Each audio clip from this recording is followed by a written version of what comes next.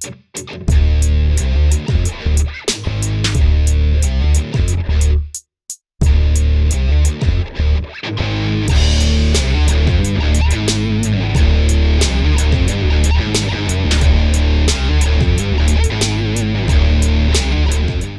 back, everybody. Fixed Ops Mastermind podcast. I'm here with an old friend, David Boyle.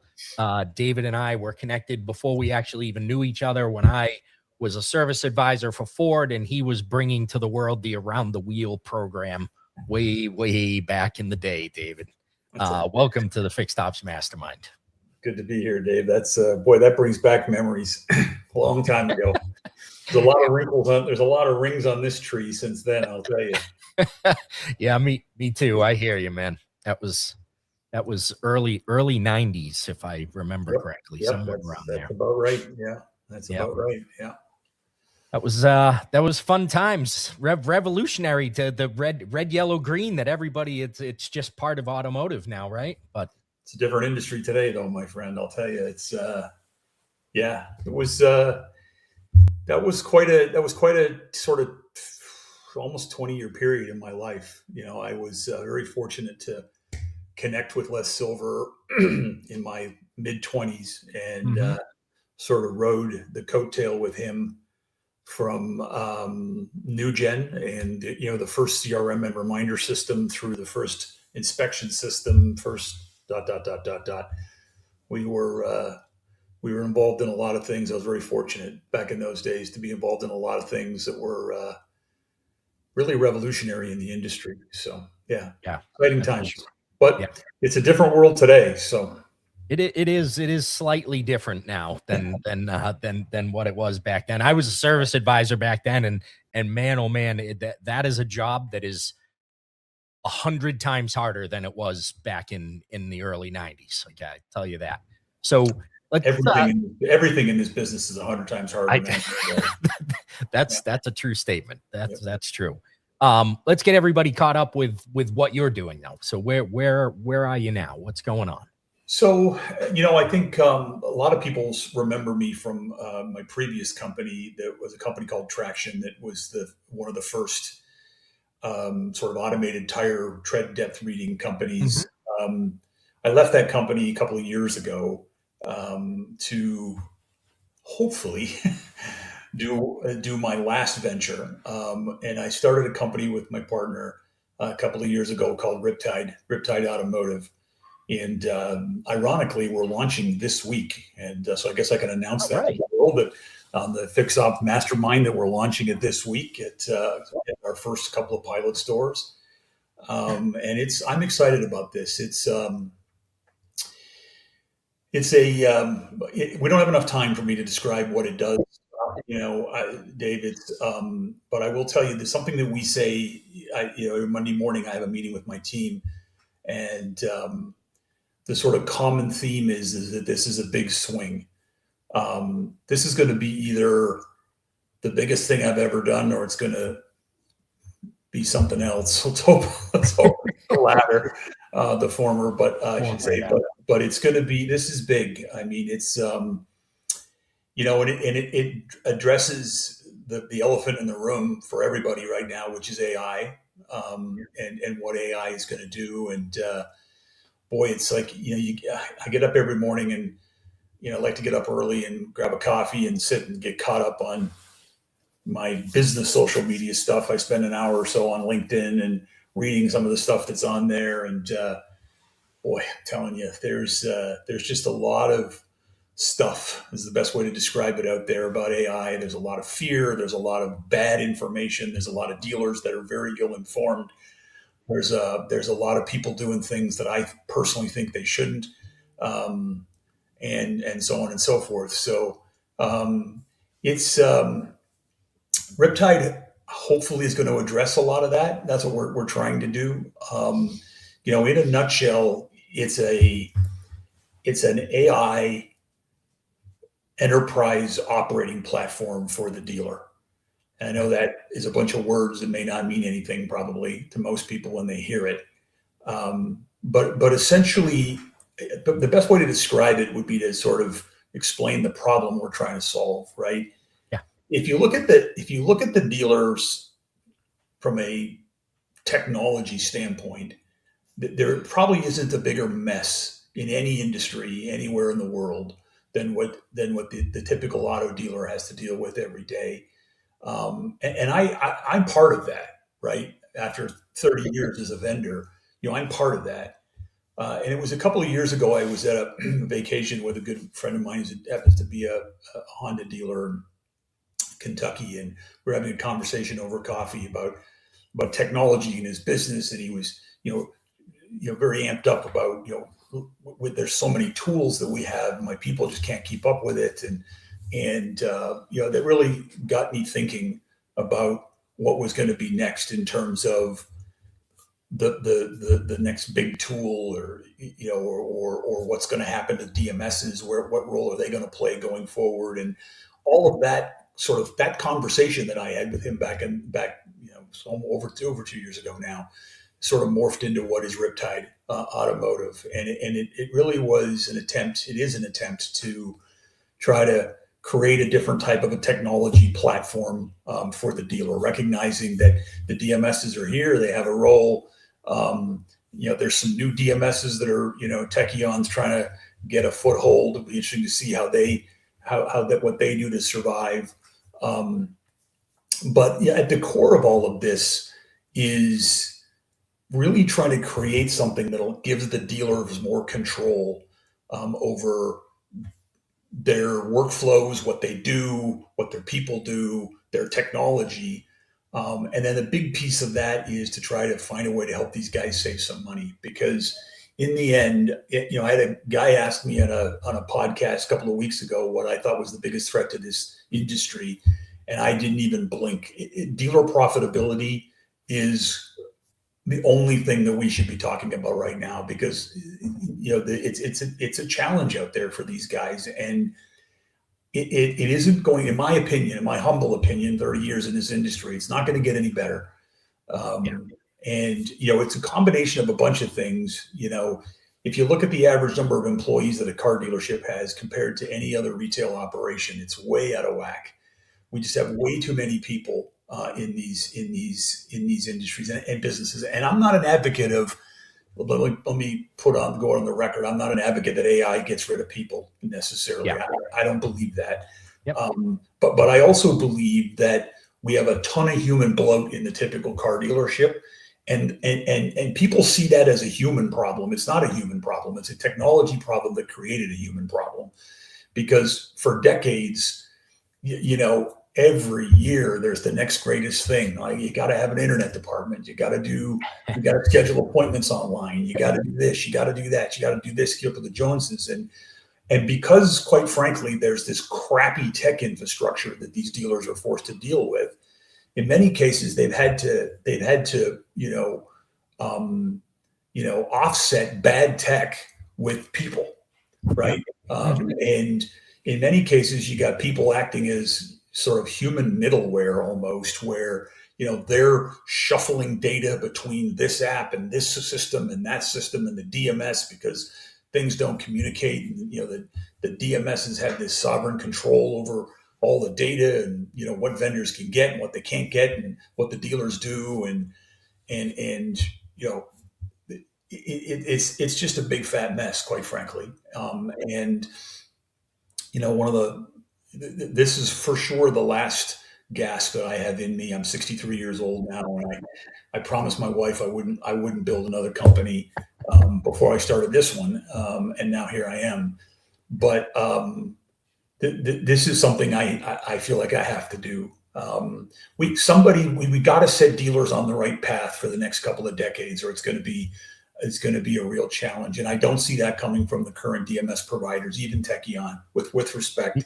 I think those guys are a wonderful bunch of smart guys, but in the end, what they're going to end up being no different. Again, humbly, with no disrespect, they're going to end up being no different than CDK and Reynolds when the dust settles.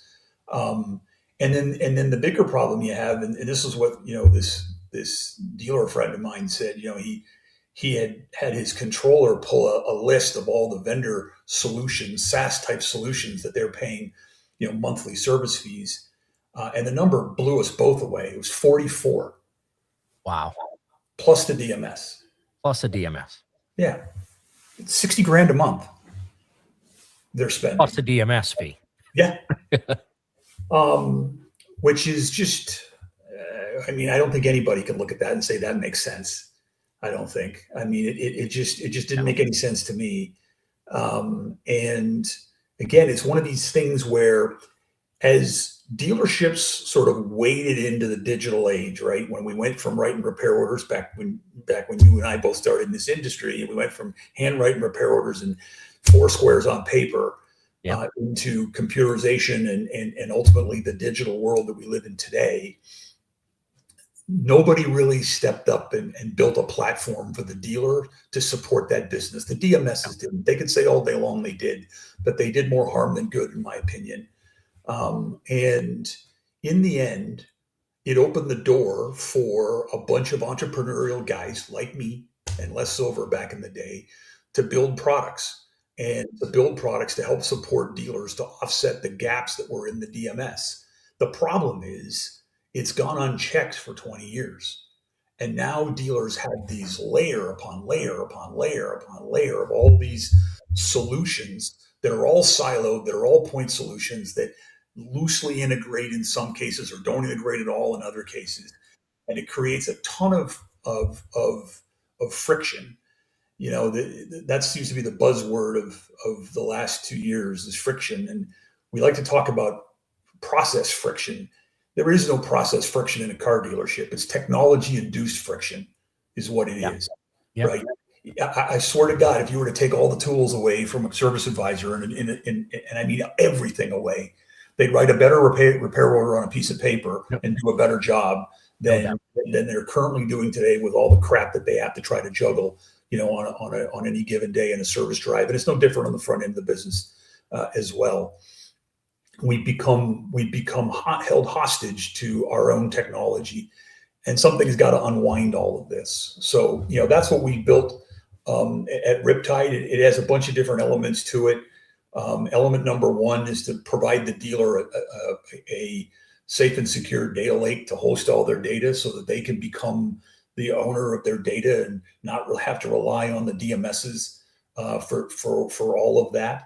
Okay. And then the second piece, and this is, you know, I'm saying this out loud to the world, depending on how many people you can get to watch this, hopefully a lot. It's the word. I'm going to say this out loud for the first time, and I'll probably start to get hate mail from all my former friends who are vendors. I believe that 60 to 75% of the products that dealers are paying for today should never have been a product in the first place. It was an idea that an entrepreneur came up with that said, listen, because the dealers can't ... because the DMS doesn't ... dealers can't get their people to ... let's create a product, right? And let's do it all for them, and let's make it all turnkey because they love that. And then let's charge them $2,000 a month for it. And, you know, in the early days, that all made sense. But when you've got 30 of them at $2,000 a month, $1,500 a month, it starts to not make sense anymore, right? Financially. And so one of the things that the Riptide platform allows the dealer to do is to use AI the way that AI should be used in our humble opinion. And that is a facilitator. You know, I was reading a post that Brian Benstock posted this morning or yesterday, and he was talking about how, you know, people and I agree with it. I think people are still going to be the future of any industries, not let alone this one. But he was talking about how he uses AI, and this is where I find that there's just, you know, what the typical car dealer and the average human thinks AI is not AI. Right. You know, Grok and Claude and Chat are not AI. I mean, it is, but how it's being used is really not where AI's power is, right? No. And you know, the company that figures out how to operationalize AI, let's embed AI into the business so that it can be used operationally, is what's going to allow businesses to flourish. And so we've developed our own proprietary AI model that allows dealers to use AI automation and something we call the digital workforce process, where we can turn what was products into automated workflows and allow the dealers to systematically start to dig themselves out from underneath this mountain of monthly fees that they're paying. And I think that the combination of that and the combination of starting to right size these businesses in terms of the number of people that they have in certain departments is going to be at least one major step forward to future profitability and health for these guys, which is what our main goal is at Riptide. All right. Well, it's a mouthful, right? I just soaked up half of your podcast, but I told you it was going to be a mouthful when I started. It's all good. It's all good.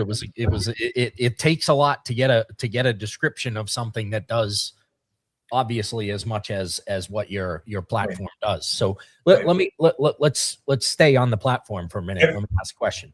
So is the idea that you're giving a surface that the dealers are going to be able to work from, right? Yeah. So think of it like an operating layer that's going to sit above and beneath their existing tech stack. So one of the things that we pride ourselves on is this is not rip and replace out of the gate.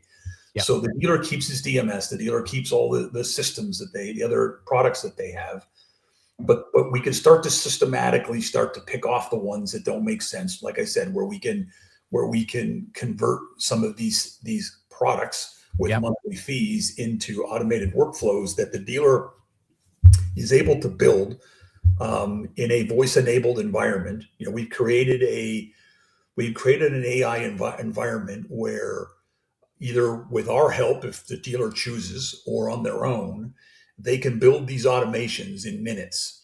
And it's basically by talking to the AI and telling it what it wants. The other thing we built, which is pretty unique, is we built something we call the Watcher, which will install on a desktop of let's say a service advisor, sticking with what you and I know. And it'll watch that individual, it'll watch that human for whatever time frame you want to set. And then it'll, at the end of it, make recommendations. It'll say, hey, Dave, I've watched you now write repair orders for 3 days. And here's 13 steps that you do every time that we can automate for you. We can turn that into one click. Yep. Right. So that you don't have to flip from screen to screen to screen and copy and paste data out of this one into that one and so on and so forth. This operating layer that sits underneath with something we call the control plane. Think of it like that. A digital worker will do all of that work quicker than a human can in milliseconds and do it for the human. So the act of flipping from screen A to screen B, copying the data out of screen A onto a clipboard and then pasting it into screen B, all of that would be automated and would be done by the virtual assistant that the employee would have. And employees in the dealership will be able to build any number of these virtual assistants they want. They can build one, they can build 40 if they want. Yeah. They could build one to answer the phones for them if they want. So as an example for people watching that can't necessarily conceptualize what you were just talking about. I'm a service advisor writing a repair order. I have to obviously collect the data from the car to put in there, but I also have to check for warranty on the vehicle, right? So I've got to run that in a different screen from the manufacturer. I've got to check for extended warranties, which may be in a different place. Look up history. You want to look up history. You got to go to another system to look at. You got to go use BG's menu system. You got to whatever. Yeah. Exactly. So all of those pieces are what the system's gonna see, right? And this is machine learning, right? This is AI at the base level. Yep. And it's gonna learn those things and then be able to, but because it's not a human that has to click here, it's gonna be able to just take that, it's done, and the only time that it's gonna take is for the manufacturer to come back with that. The human would be able to create a workflow that says, when I instruct you to open a repair order or to activate an appointment into a repair order, when I do that step, you do the next following 7 steps. So as I'm out walking around the car, when I get back to my desktop, on my desktop is the repair order, because again, this is a layer. So they're going to log into Riptide, and behind Riptide is the DMS and all these other systems. Yep. And all of these things will be brought to the main screen, the desktop of Riptide, for the service advisor. So he would have his history. He'd have his menu for that car. He'd have his warranty for that car. He'd have the this if he's in Ford. He'd have the, whatever. He'd have all that information sitting there waiting for him without having to go get it. And then he could even take it one step further and say, listen, if I, on every repair order, I want to, a multi-point vehicle inspection goes on every repair order. So when Riptide opens the repair order in the DMS, so it's opening in the DMS. It's not doing Riptide the operating layer. It's still opening the repair order in the DMS, but it'll open the repair order. It'll take that VIN. It'll open the repair order. Take that appointment, convert it into a repair order, and it will add the first line, which is multi-point inspection, to it without the service advisor having to do that. And then, as you've mentioned, bring all that other information forward and allow them to be a lot more efficient. And the goal would be two things. We spend way too much time interfacing with technology in our world and not enough time interfacing with the customer. And we need to give service advisors the freedom to be able to spend more time looking at people in the eye and having conversations with the customer. And potentially, and again, this is controversial, I get it. But the beauty of this, Dave, is, we're not saving hours at a sweep. We're saving seconds and minutes. Yeah. But at the end of the day, if I write 25 ROs and I save a couple of minutes on every repair order, it adds up, dude, in a big hurry. It's a half an hour a day per guy, which probably means that I can write an extra couple of repair orders. And if I've got a shop with 5 service advisors and each one of them now has the freedom to write a couple of more repair orders, guess what? I may not need that 6th service advisor anymore. So and again, that's not the goal of this. Right. But the byproduct still is, again, coming back to dealer profitability, which I do believe is the biggest threat to our industry. Dealers are forever have operated on net margins that most of us would look at this and say, why the heck would you ever be a car dealer? But the reality is, we all know, wink, wink, what goes into those net margins, right? There's a lot of stuff that gets paid for. But the challenge these guys are having is that as these net margins continue to shrink and shrink and shrink, as they have, less and less stuff can go into the net margins. And once you start to crimp a dealer's lifestyle, that's when you get his attention. I had a very good friend of mine who's if he hears this, he'll remember this conversation. Fantastic car dealer, one of the best Subaru dealers in the nation up in New England. And he said to me at a conference, he said, every year my costs go up, but my revenue and my margins are flat. At some point that line crosses, and it doesn't make sense to continue to be in this business anymore. And he's not wrong, right? And that's the challenge that I think the industry as a whole faces. I think that OEMs need to turn the lights on this in a big way, because non-profitable dealers are not good for the OEMs. They're not good for the industry in general. And there's a whole component of what we're building at Riptide that has an OEM spin on it that would be a conversation for another day. But if you think about the processes just in service, think about warranty administration, think about, there's tons of repetition in the warranty process. We believe that whole thing can be automated to the point where a dealership probably doesn't need a warranty clerk at some point, where the whole damn thing can be automated. If you think about the knowledge that a technician doesn't have that the warranty administrator does, right? And that's what ends up in that back and forth. I mean, you've worked in service departments. The warranty claim comes through, it gets kicked back to the tech. Nope, you got to fix this, change that, do this, do back to the warranty clerk. All that back and forth is just so unnecessary in an AI-enabled world where you can build an AI brain to consume all 100,000 pages of the Ford warranty manual, that a human could never remember, but AI can. Yep. And if the AI acts as an assistant in working with the technician, as I didn't say with the warranty clerk, with the technician, so we get the story written right in the first place, then the whole process becomes more efficient. So, that's essentially what it does. Yep. You were spot on. And the other side of what you were just talking about is you get that you get that knowledge in the dealership, right? From that warranty clerk that's been there for 15 years, the tech that's been there for 20 years, right? And that tech is going to retire. The warranty clerk is going to go work for a vendor who does warranty processing.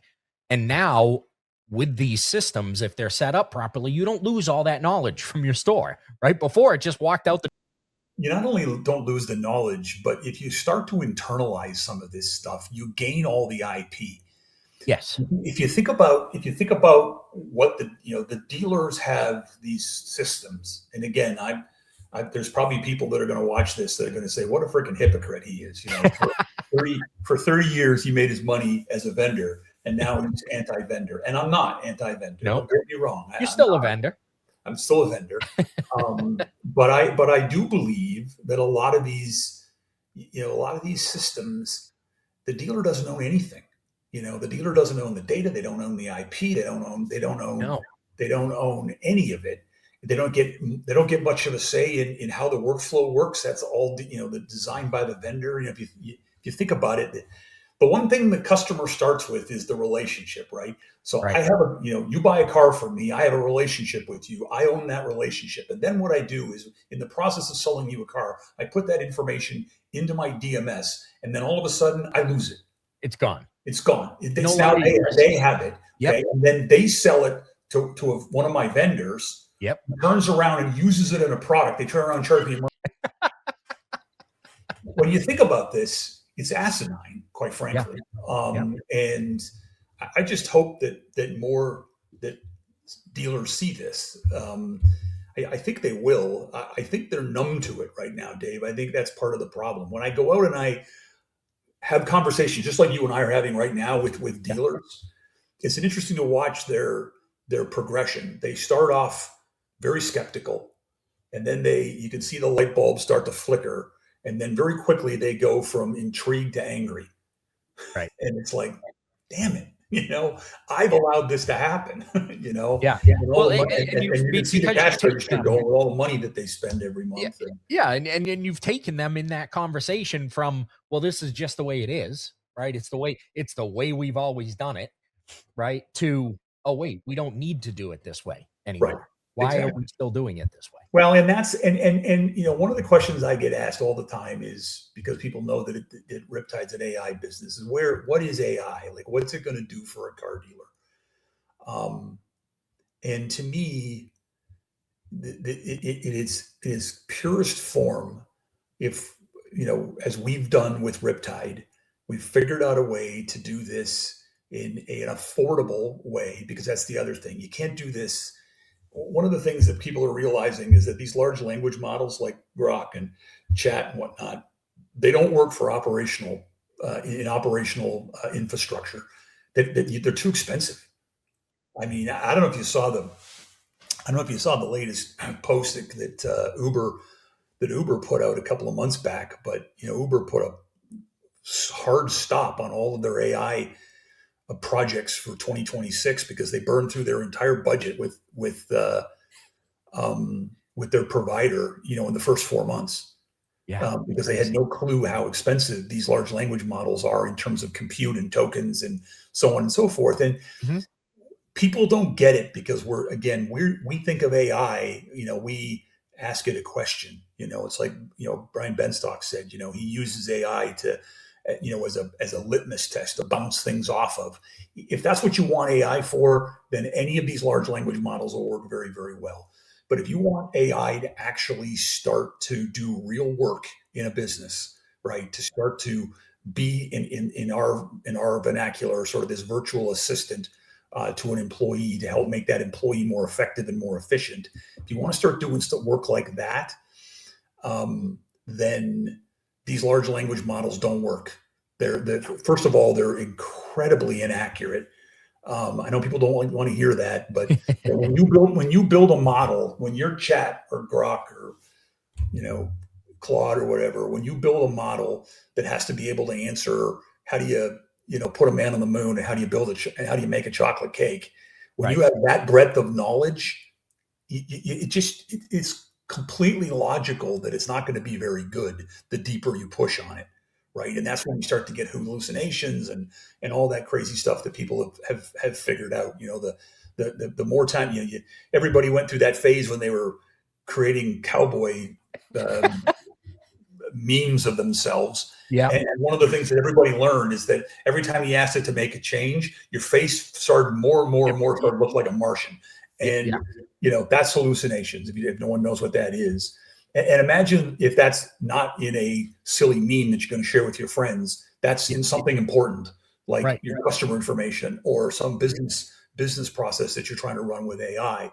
It doesn't work, which is why we've spent 2 years and a lot of money building our own model, quite frankly. And it's a small language model that was built to operationalize functions specifically for automotive retail. It's not going to work in other verticals yet, but right now we built this thing specifically contextualized to support workflows and people in retail automotive environments. Yeah. And I think that's an extremely hard thing for people in our industry to understand, is that when you talk about that, and I think a lot of people hear, oh, they built their own model. It's a small language model. It doesn't have the knowledge that that a Claude has, right? But your model doesn't need to know how to cook a chocolate cake, Right. right? It needs to know automotive and dealership specific Yep. tasks, right? So you can build that yourself. It's not easy. It's not cheap to do, but it is much more specific to the tasks at hand, and it's going to eliminate those large hallucinations that end up happening. Because I think people think with a Claude, when they ask it a question, that because it says it was trained on all the internet and all the books that ever lived and blah blah blah, that it looks at every single one of those before it gives you an answer. It doesn't. It's pulling a small sample, right? And Right. it's guessing essentially the Yep. answer that you want, which a lot of times it's correct. But guessing when a customer asks for a quote on a brake job on their 2023 F-150 is not gonna work. Well, it's not going to work, and it's also just the way the whole thing is structured, Dave. It's very, we talked about the Uber scenario. It's very expensive, Yeah. and the way that these large language models are built, right? They're built to run off of these supercomputers, right? Which is why, and it's because they need to have such a breadth of knowledge. But it's why everybody's talking about rare earth minerals and data centers. My neighborhood that I live in here is fighting a data center they're trying to build 3 miles down the road right now that everybody's up in arms over. But the reality is we believe, and listen, I'm not trying to convince anybody that we're any smarter than the guys over at Anthropic or Grok or certainly Google and companies like that. But they're trying to solve a different problem than what we were trying to solve. Right. And we've not only created, as you mentioned, a small model, a small language model, but we've created a model environment that is 175 plus more efficient than the large models. And that allows us to do this stuff in an operational environment, which essentially means a lot of computations Yeah. and still do it at a very affordable price. I spent a lot of time today talking about, dealers' profitability, and I would be an even bigger hypocrite than I am already, if I said I'm gonna help you get rid of a bunch of your vendors, um, and then I'm gonna charge you 10 grand a month for an AI platform. Right. So our goal when we set out to build this company was we needed to be able to do the heavy lifting, but do it in a way that is very, very, very affordable. And dealers will be shocked when they see how little this is going to cost them, And one other thing I'll add, just to add some intrigue to folks as they're listening to this. One of the reasons why it's so expensive is because of these big cloud supercomputers that all the AI companies are using. We've created our own model, as I mentioned, and we've got a patent pending approach on this. And one of the things that is key to that patent pending approach is where a lot of these decisions and computations are made. And I'll just say this because I don't want to say too much too early in our process, but we're going to come. I believe the industry is going to come full circle in one area. When I first started in this business at NewGen, we had a server that we put in a dealership, and our stuff all ran locally. Yep. All of a sudden, there was this huge swing where if you had a vendor product and it wasn't cloud based, the dealer didn't want to talk to you. I don't want the expense of a server. I don't want the hassles of that. We're going to see that come full circle. And part of it is going to be driven by data security. Yep. Right. It's way more secure if it's just your data and if it sits on a server in your building. And when I say a server, I'm not talking about a server. I'm talking about, in some cases, a laptop. Because exactly. I mean, you can get a laptop nowadays that's more powerful than most of the servers that were used in days gone by. But the trick to doing what we've figured out with this patent is figuring out what needs heavy computing power to be done in the cloud, and then what can be done locally on people's machines in the dealership. And inadvertently, as we went through this, we also realized, whoa, it's way more easy to secure this. And that's a big issue with everybody right now, with AI is security and data security, especially with the CDK breach and all that stuff that people lived through last year.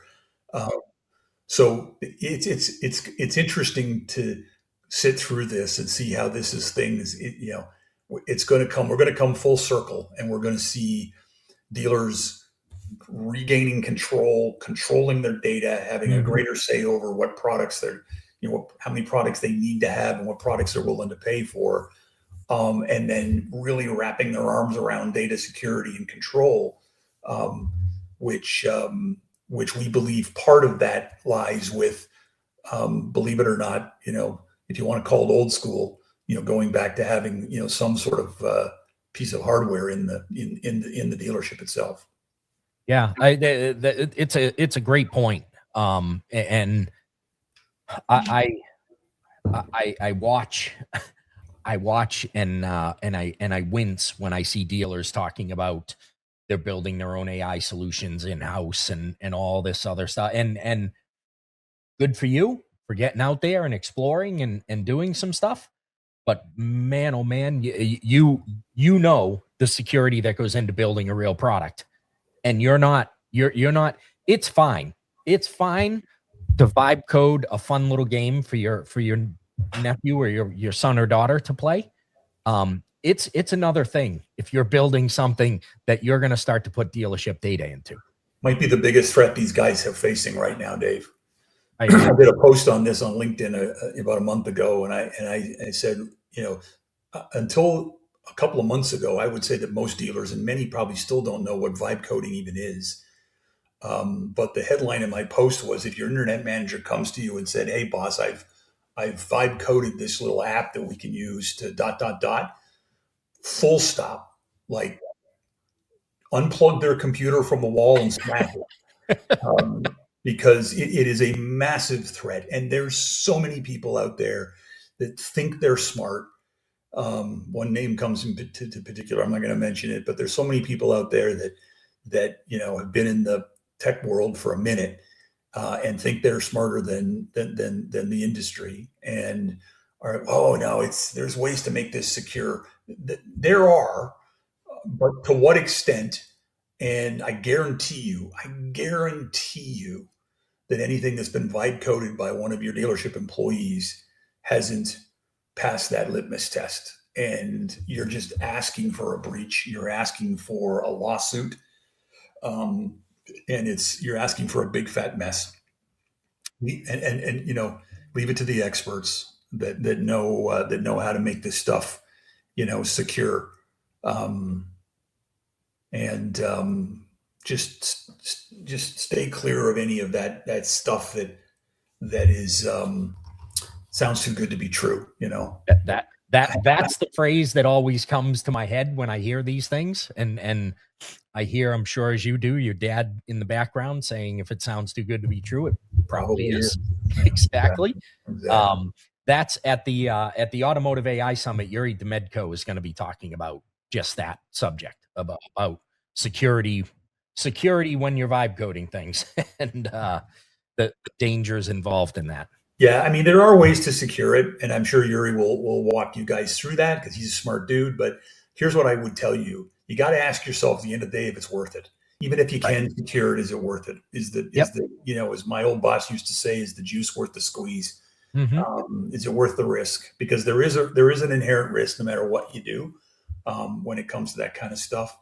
Um, I could be happy to share with anybody, the hundreds of millions of lines of code that we've written in our system around data security. That I guarantee you, anybody that's hacking and vibe coding isn't doing. So, no matter what the security that's offered by the large language models that are listen, sticking anything in a large language model inherently, you're sticking it out on the internet, guys. You just are. I mean, Yeah.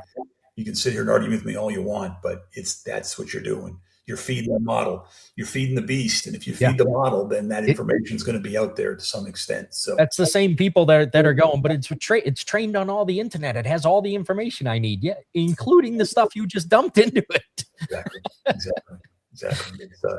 The naivety is amazing when it comes to this stuff.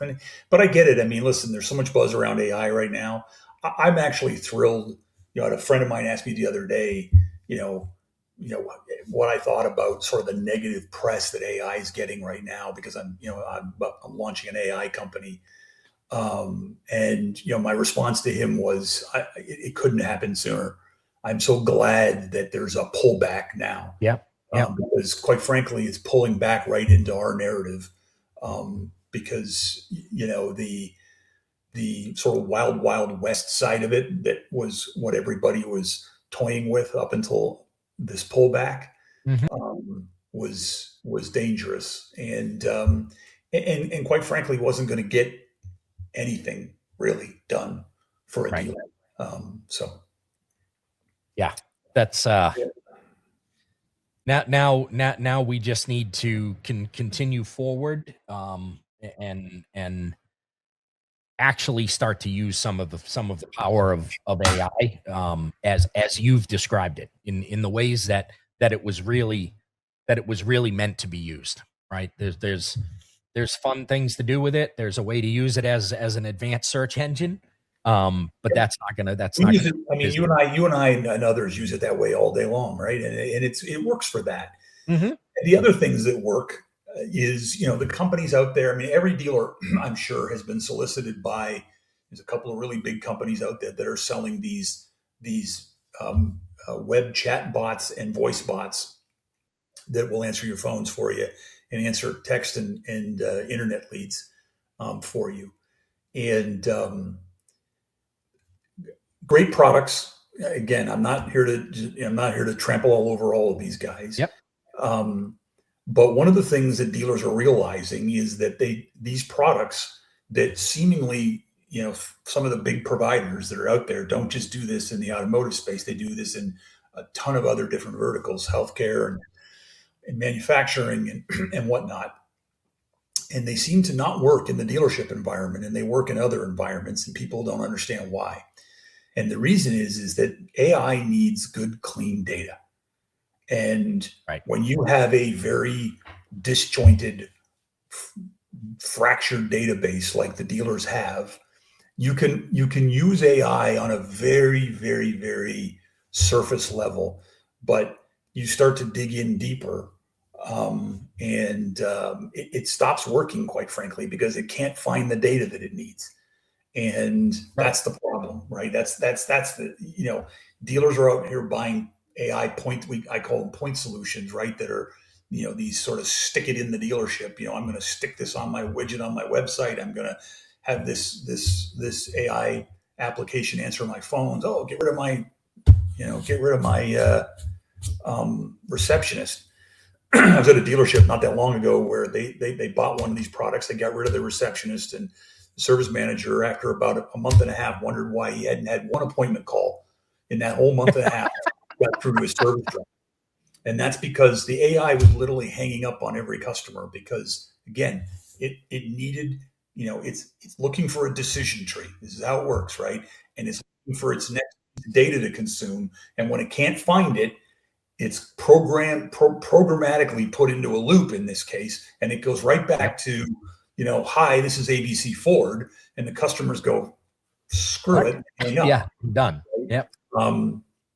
And I mean, talk about putting your business at peril. All of a sudden, you're hanging up on your customers because they can't get through. You're trying to get through and talk to a human, and it won't let you get through and talk to a human because it puts you in this vicious cycle of trying to find the data it needs to be able to stay, in the AI world.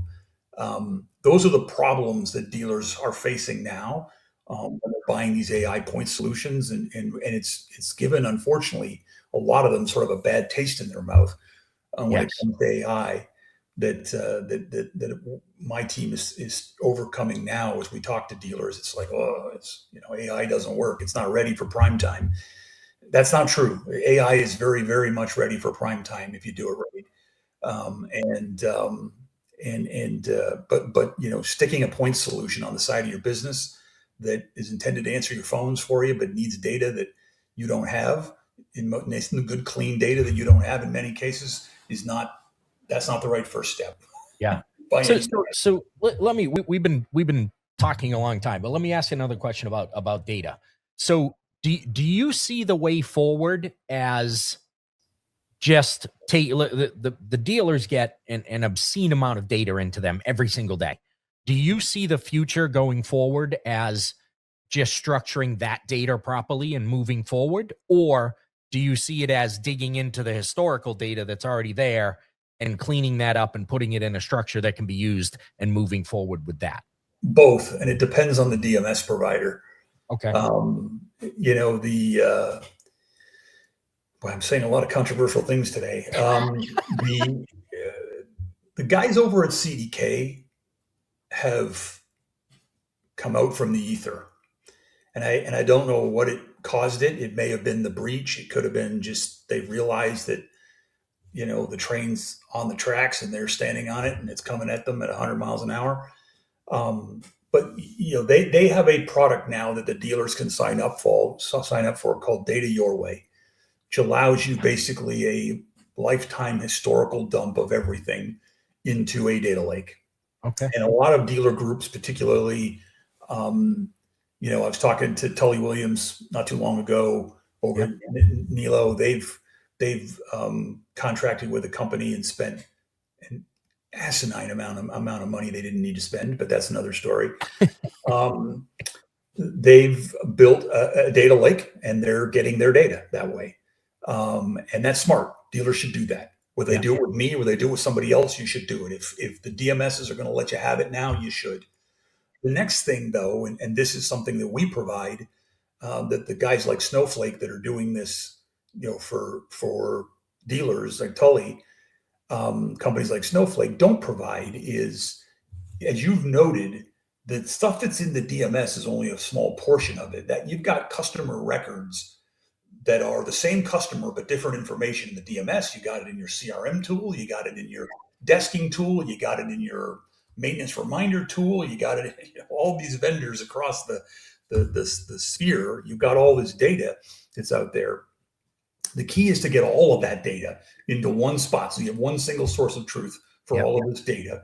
You've got the ability to cleanse it and get it all in one spot.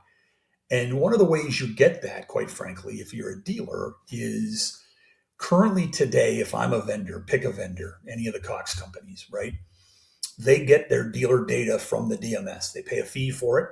They charge the dealer for that, right? And when I was at NewGen and at MPI and at Traction, when we got data from CDK and Reynolds, we we got charged for it, and we embedded that fee in our monthly fee, and the dealers ended up paying for their own data. I think every vendor does that. Dealers don't love it, but that's the state of the world we live in. The you, that data, that process is where it breaks, right? So now I can suck all that DMS data in. Well, how do I get that vendor data? What our tool allows the dealer to do is say to the vendor, hey, you used to get your data from these guys, CDK, you're now going to get it from me. So we built an API layer that allows the dealer to be their own seller, if you will, of the data. Yeah. They hopefully wouldn't sell it to the vendor. They'd give it to the vendor so the vendor didn't charge them. But what the dealer needs to get in return is all of that vendor data. I need you to dump all of my data back into this repository. Okay. Okay. So that's all the historical stuff. The go forward stuff, you can get one of two ways. You can get it through an API, or the same process that created the virtual worker that we talked about earlier also has the ability to, if you want to call it manually, go and get all of that data transactionally and stick it into a single source database going forward. So at least on a go forward basis, you have everything that you need. So that example we gave earlier of the service advisor, and Riptide is using the DMS. They're using BG's menu system. They're using whatever's appointment Viato or whatever, and they're using the Ford history, and they're getting all that information. That's all data. And as the UI is consuming that data, we can then also take that data and put it in the data lake, right? Because we're going to go stick it back in the DMS, but we're also going to go stick it in the data lake. So going forward, and I mentioned both because unfortunately for my dealer friends out there that are on Reynolds still has not come out from underneath the ether like CDK has. They still are. It's our data, and go screw yourself. Seems to be the position that they're taking. In those cases, it's going to be harder for the dealers to go get the historical data, but at least on a go forward basis, you can start to build up a database that is yours, that you can control. And ultimately, over some period of time, you're going to end up with enough data that that some of these AI point solutions that you might buy, are going to work. But that's going to take some time, and unfortunately, the dealers that all the other DMSs, to my knowledge, are playing ball with the dealer now. They're willing to give the dealer the data, as they should. Quite frankly, it's the dealer's data. I mean, I never understood that from the jump. It's the dealer's data. They're paying for it already. They shouldn't have to pay for it again. Right. But unfortunately, the DMSs have had a monopoly for a long, long time. And some of them still haven't quite figured out that monopolies can be great, but they can also be incredibly fragile if you're not careful. That is true. That is, we're entering that era. All right. Well, David, this has been an awesome conversation. Where should people watch out for you? Watch out for your Riptide announcement.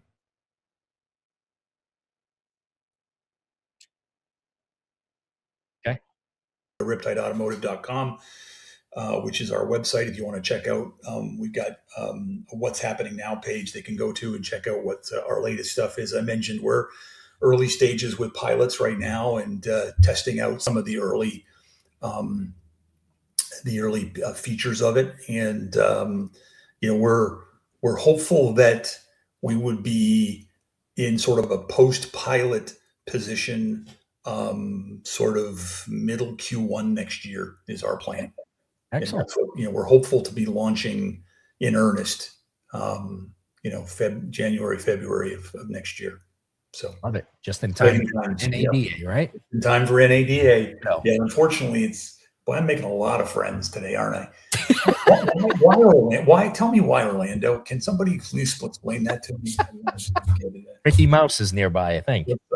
For all the NADA people, please don't take away any of my priority points. But why? Why can't we just do it in Vegas every year? Because it's the only one that people participate in, it seems. But yeah, we'll be there at some capacity. Whether we have a booth or not, I don't know. But we'll be at NADA in some capacity next year. I will make sure I stumble across you while I'm there.